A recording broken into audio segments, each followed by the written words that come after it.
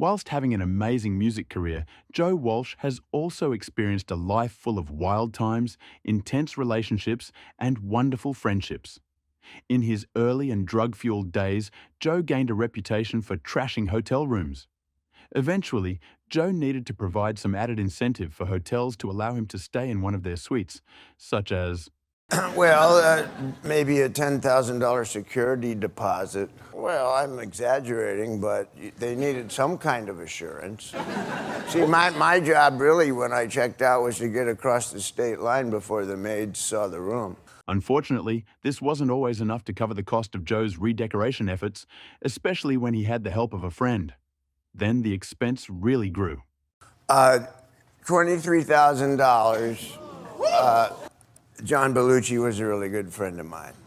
And when he came over, pretty much you just canceled all your plans for the next 24 hours. And he came over to my hotel room.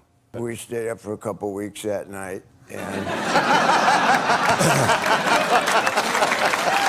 well, we had access to the penthouse suite. And we didn't know it was the owner of the hotel's private apartment.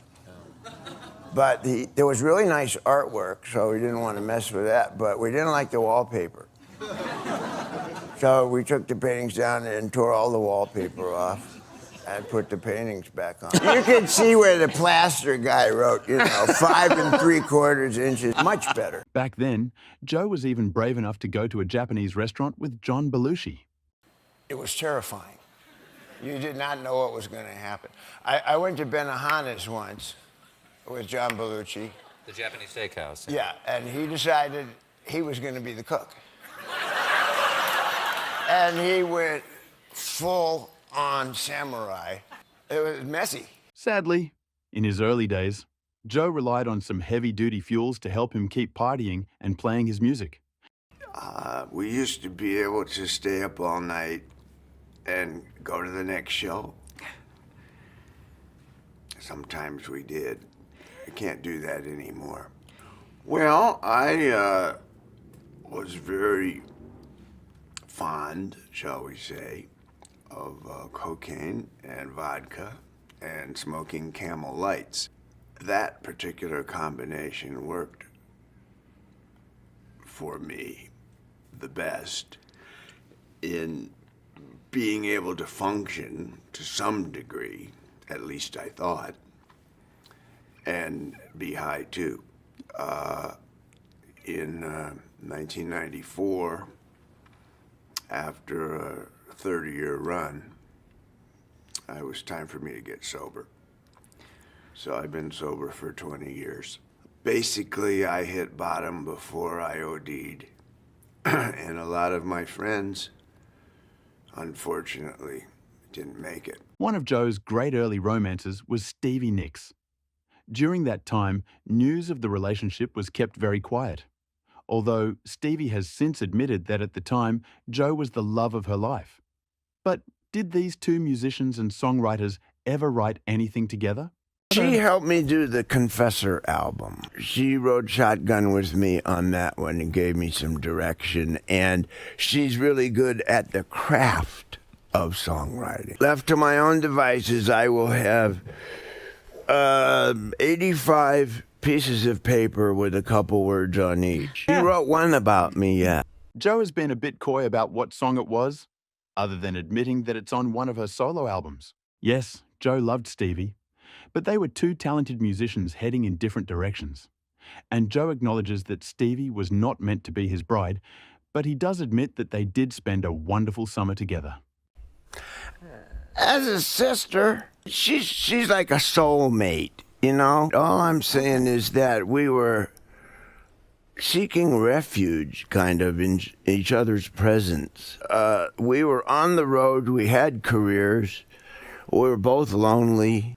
Well, the relationship came and ran its course, as rock and roll relationships do. No, I don't think either of us could have committed to a lasting relationship in the state that we were in. What made it possible was that we toured together, and we spent all that time together. We were both monogamous, for that summer. That's a long time. When we stopped touring, we Drifted apart. had to. When Glenn Fry and Don Henley decided to revive the Eagles, Joe had been on a 15-year drug and alcohol binge that only ended when his former bandmates and manager insisted on one major condition for him to play in the band again: be sober. Joe admits that this was a very frightening proposition for someone who had relied on the rough stuff for so long. It was beyond that. It was terrifying for me to do anything. I didn't know how to do anything. I didn't think I'd ever be funny again. I didn't think I would be able to write music, much less play in front of people. Everybody on the planet would discover that basically I had no idea what I was doing. One thing I found in the music business is if you pretend like you know what you're doing, everybody thinks you know what you're doing. And I just never wanted anybody to find out that I didn't have a clue. But in retrospect, none of us really did. When the Eagles split in 1980, Joe explained that the band didn't actually come to an end. You know what? We just had to stop.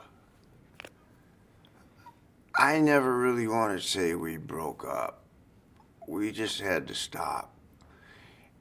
It mutated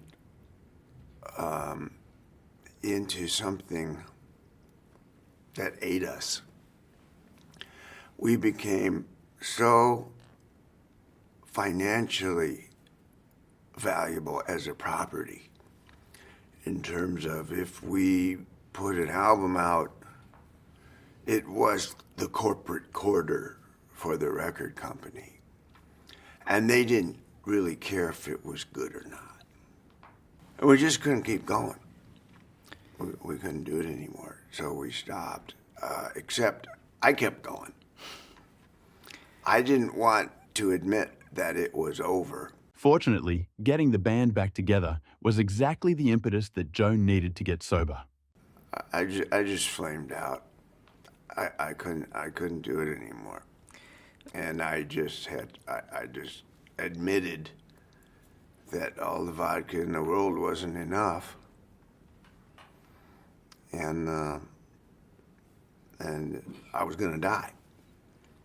Don and Glenn and our manager at some point came to me and said they were thinking of trying it again. And they didn't want to do it without me. And they couldn't do it unless I was sober. And they asked me if I thought I could get sober. And my feeling was, well, I'll sure try. That's a real good reason to get sober. And I didn't really have one before that. So, has Joe ever fallen off of the wagon since going sober? Never. No looking back.